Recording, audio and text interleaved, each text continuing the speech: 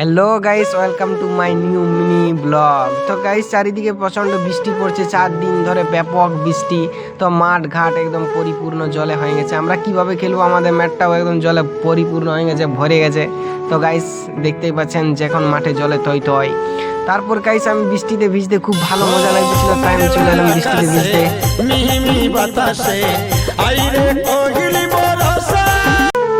তো আমি পুরো জলে জলে ভিজে গিয়েছিলাম, তাই ভাবলাম আমাদের বোরিংটা চালিয়ে আমি চানটা করে নিই।